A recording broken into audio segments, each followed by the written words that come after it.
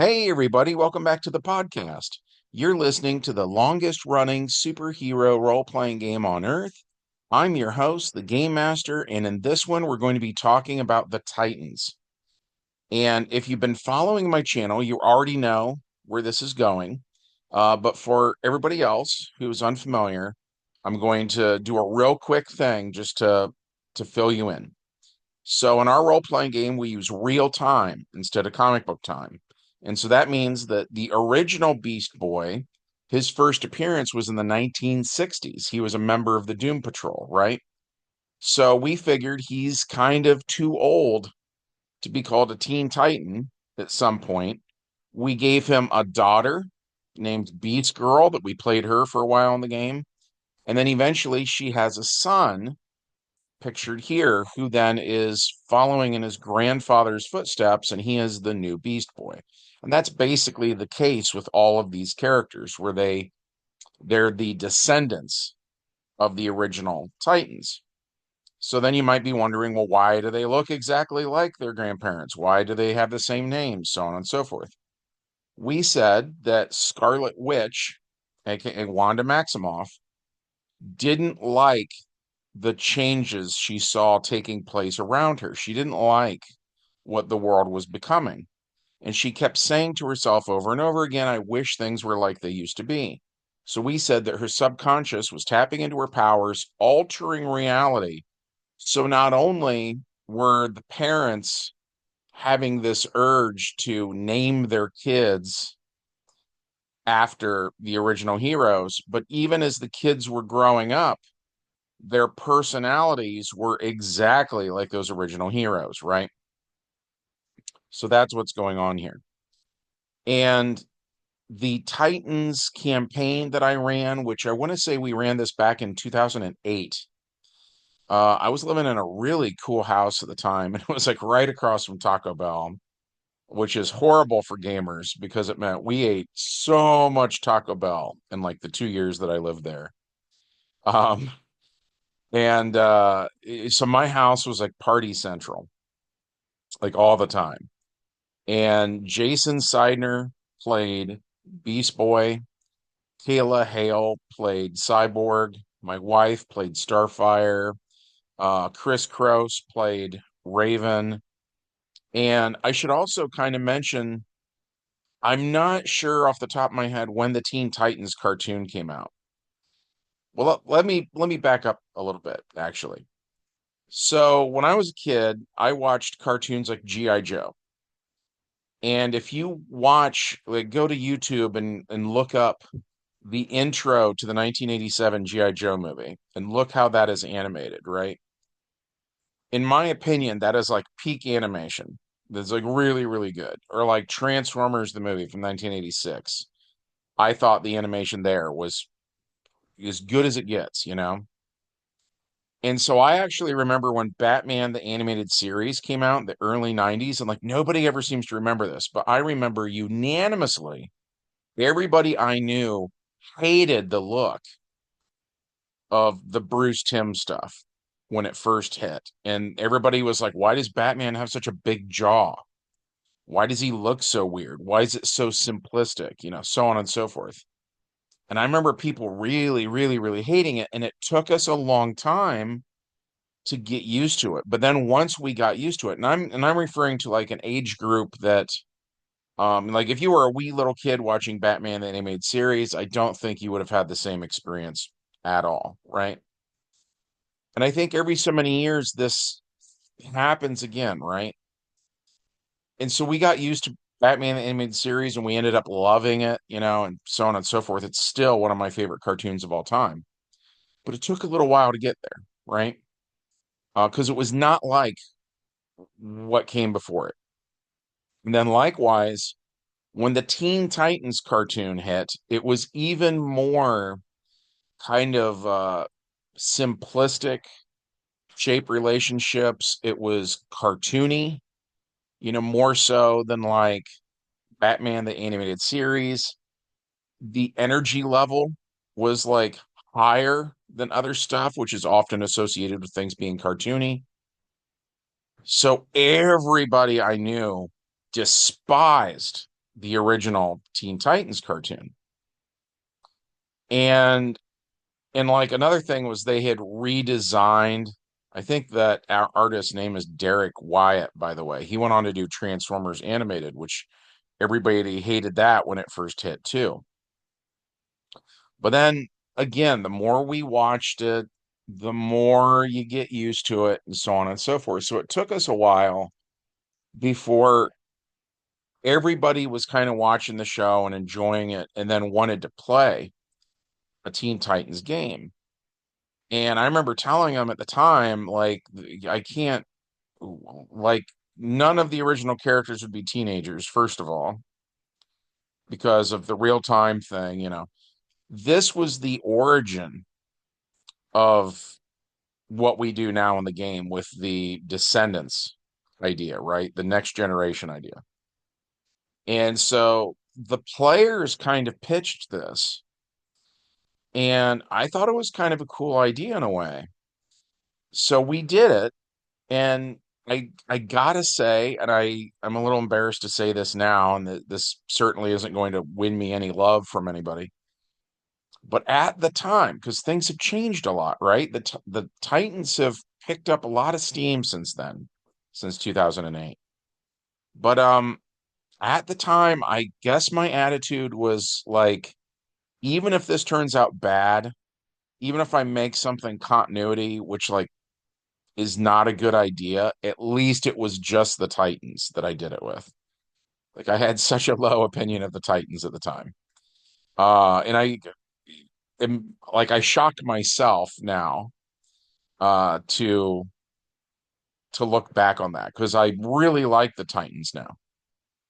At any rate, um, so we kind of started with Raven, which was Chris's favorite character, and the take there was that Raven is like insanely powerful. And we came up even with the idea because nobody really liked the demon thing, right? That they do with Raven. Like we thought that was kind of like it made people uncomfortable in our gaming group. And so we had come up then later with the idea that the Spectre that Rachel Roth herself had actually died. They refer to her in one of the DC modules as being dead, actually. I think that one is called a Titan Nevermore. And again, we were playing these out of order, by the way. But so we had established that she had died, and then we established she had become the Spectre, and that one of the things the Spectre does is kind of like purges evil from a character. So that had happened at this point. And then the original Raven had a kid, and so on and so forth. So now we have a new Raven that appeared in this game for the first time. And so what we did when we made the character was we took all of the normal stuff from Raven's character sheet, but then we threw in the stuff from the Spectre's character sheet too. And Kroos, by the way, was on a huge Spectre kick back in the day and played either the Spectre or knockoffs of the Spectre like all the time. But when we did this, I was kind of like, well, okay, so now Raven is like ultra powerful, and then we're going to, let's say, pair her up with Beast Boy. And if you look at you look at what Beast Boy's power is in DC Heroes, which is shape change. He can turn into any life form, but you have to assign it, you know, the APs you want this life form to have. You need to assign its dexterity and strength and all that stuff.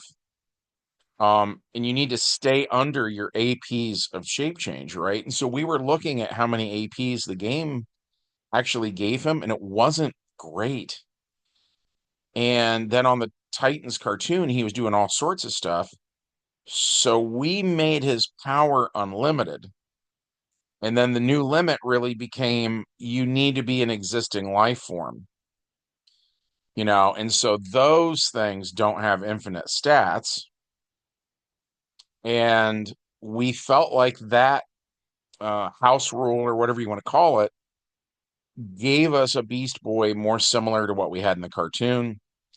And then there were several moments throughout the campaign where Beast Boy just stole the show as a result.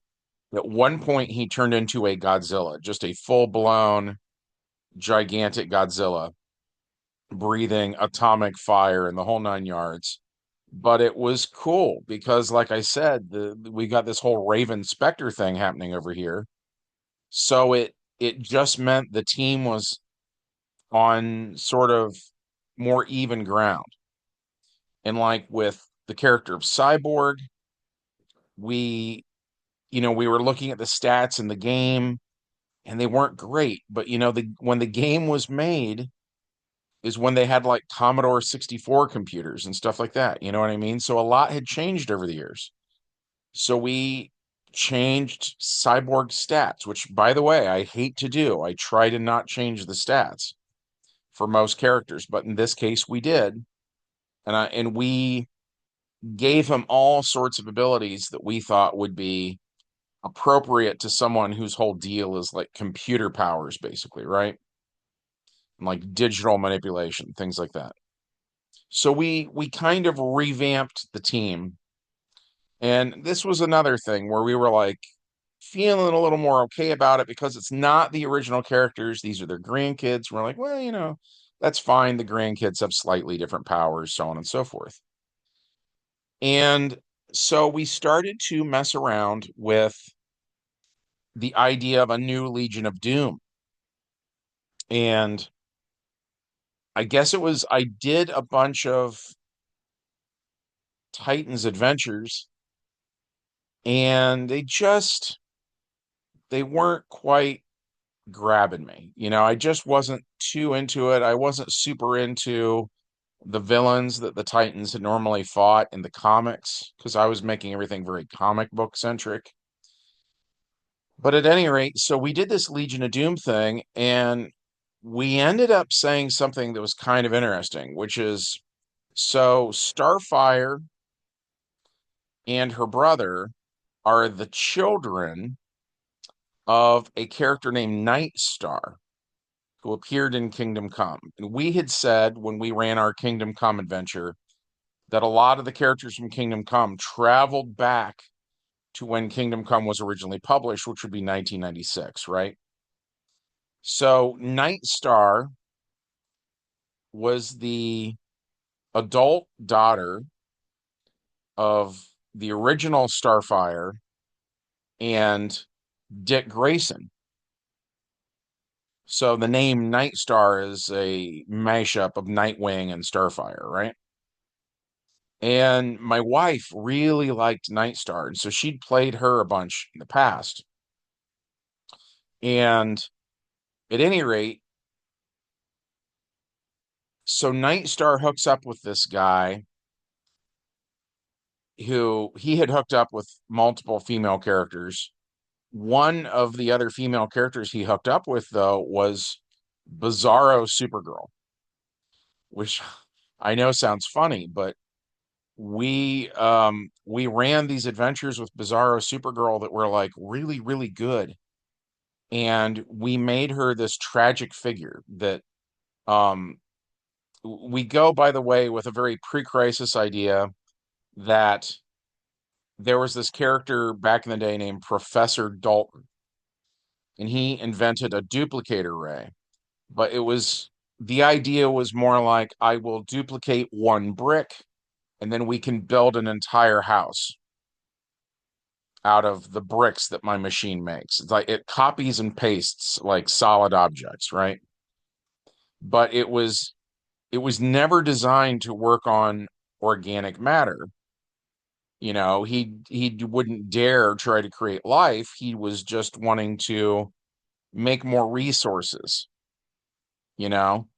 So for instance, if we need more, say, oil in the world or something like that, he could use it on that. But things other than characters is the point. Well, hijinks ensue. the ray got used on Superboy, the original, the first Clark Kent when he was still young, and it created Bizarro Superboy, right? And so that kicked off the idea of these Bizarros, and but that they didn't really ask to exist, and they didn't like what they were.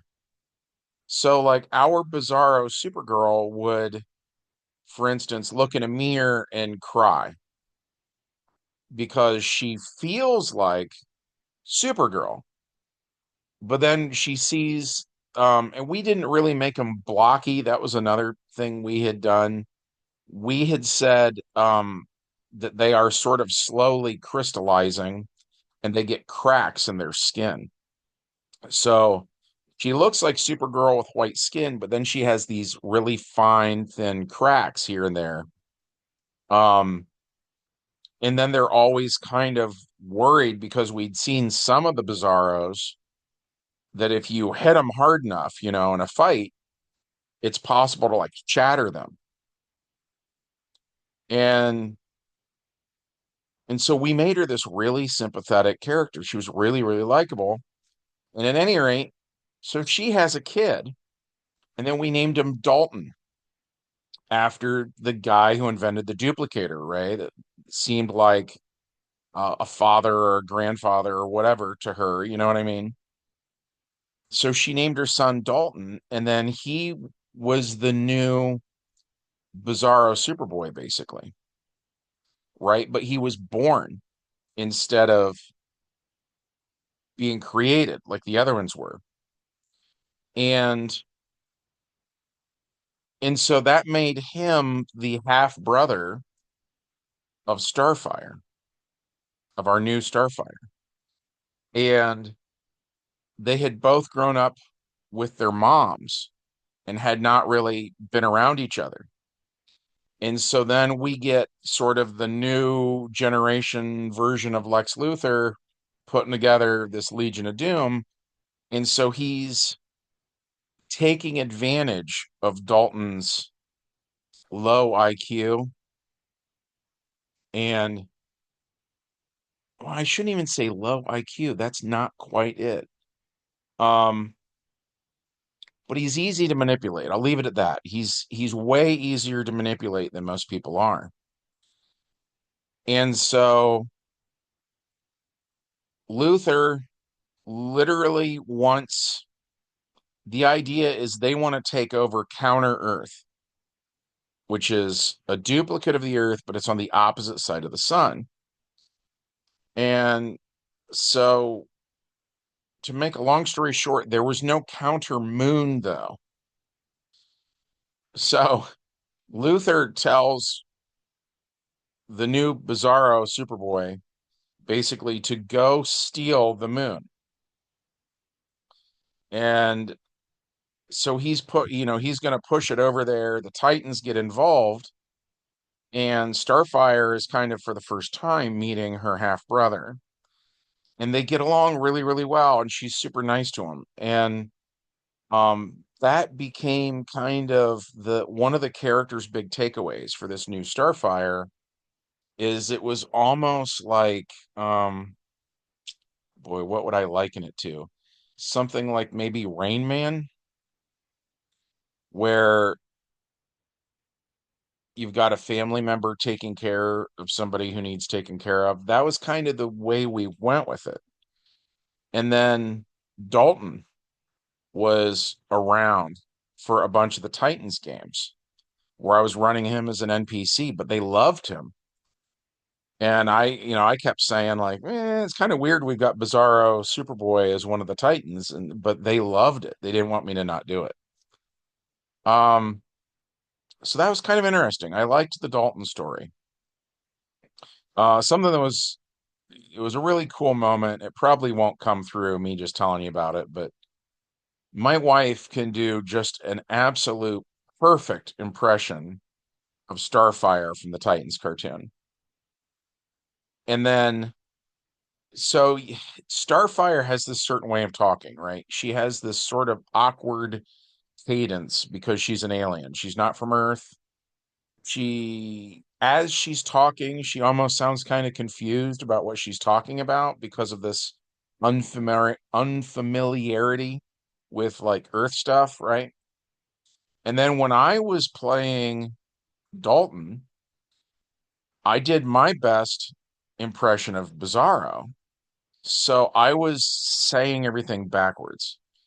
And what I mean by that, to be exact, is he would show up and say, wave to you with a smile on his face and say goodbye when he first meets you. And then at the end of a conversation, when he leaves, he'd say hello and then he'd go away, right? Everything was backwards. Um, and so if he said hot, what he meant was cold. If he said big, what he meant was small, on and on. And at the time, ironically, I don't feel like I could do it now, but at the time I was firing on all cylinders and I was able to do it at the speed of thought that I could really quickly talk like Bizarro and, do the backwards thing. And then my wife, because one of Starfire's things is it involves language, right? So my wife um starts speaking Bizarro to her brother. And so now she's doing the impression of Starfire and the cadence and everything and the way Starfire speaks, but the word choice of Bizarro. And we're having a conversation in character, um, like this. And the other players, I remember just the looks on their faces, like, what the hell is going on right now?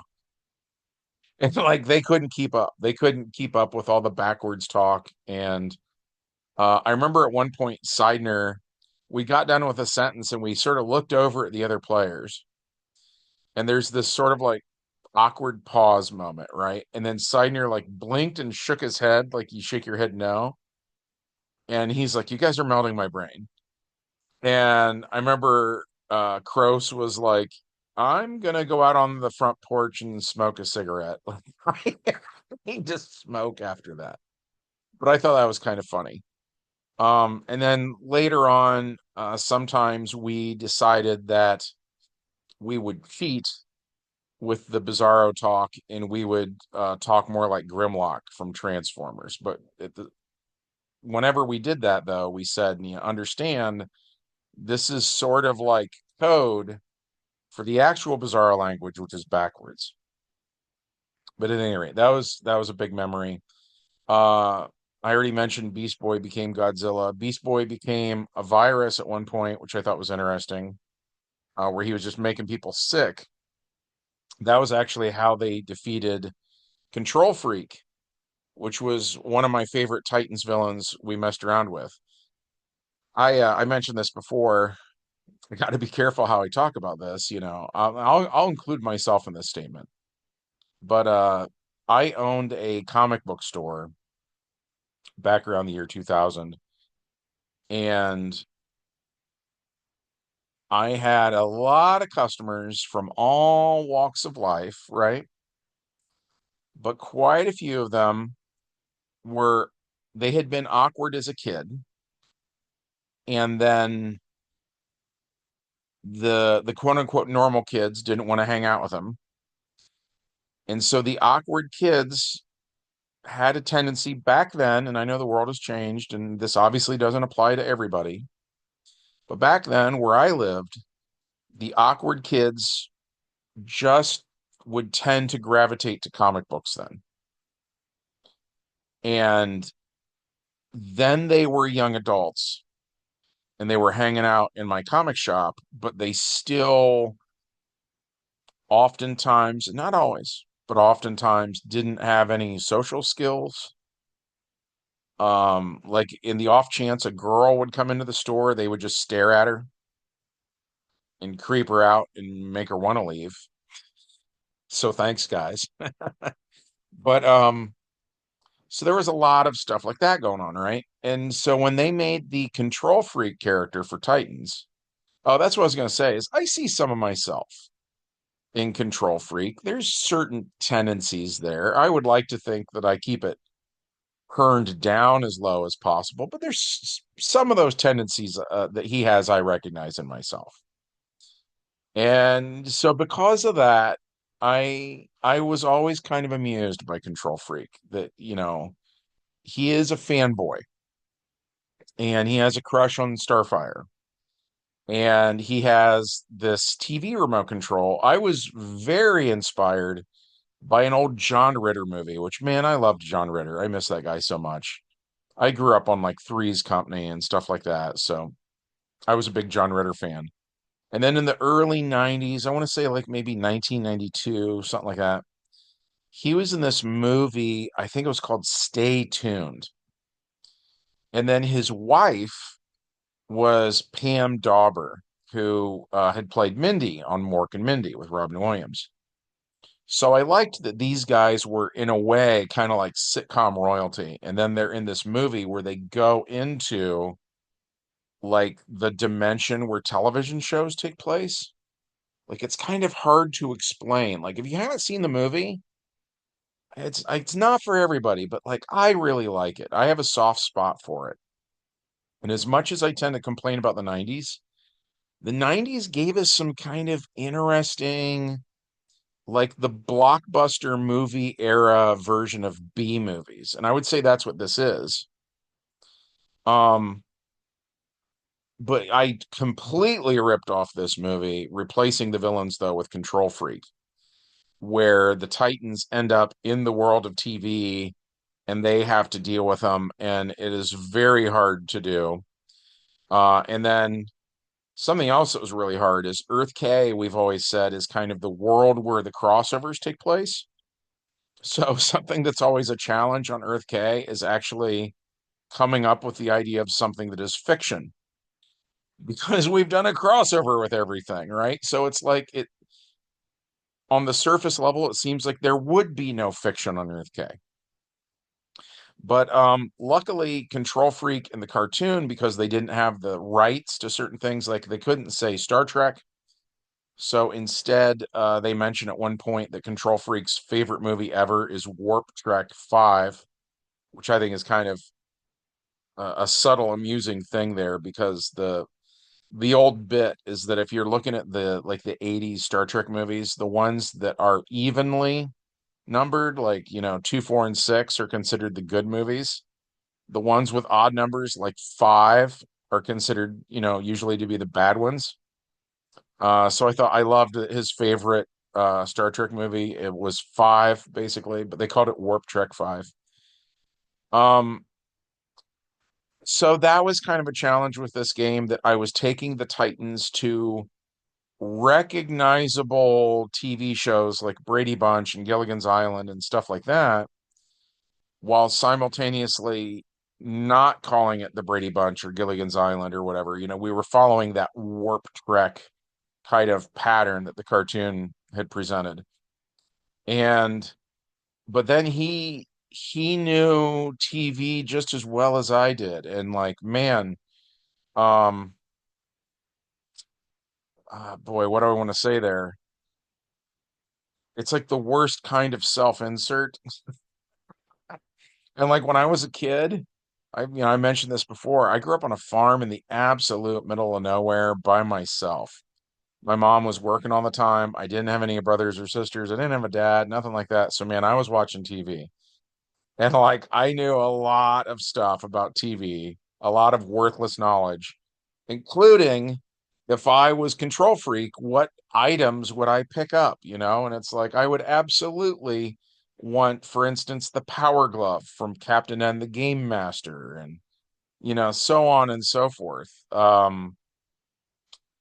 So yeah, he was doing that and like he was a major problem. He was a really major problem. And then he uh he could take on the properties of things from various shows. So for instance, when we do a Star Wars parody with him, he suddenly can do anything a Sith Lord can do. That's a problem, right?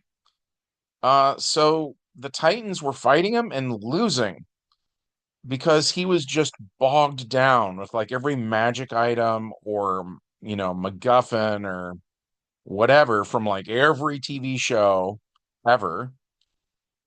And so finally, Beast Boy turned into a virus and made him sick. And that was basically, what happened. That's how they defeated him and took his remote control away, by the way. So that got taken to Titan's Tower. But at any rate, it was a really good campaign. We had a lot of adventures. It was a lot of fun. It was so much fun. It literally changed the way we played the game, where it became more about, like I said, the kids and the next generation and stuff like that. So we enjoyed this one. We hope that you enjoyed hearing about it. If so, as always, smash that like button. Make sure you're still subscribed and leave us a comment. Let me know if you liked the Titans cartoon or the comics. Did you ever play a game like this? Have you ever even just seen Stay Tuned with John Ritter? I'm a big fan of that one, actually. But yeah, whatever you want to say, put something in the comment section. And from everybody here at the longest running superhero role playing game on Earth, we hope you have a good one, and we'll see you in the next adventure.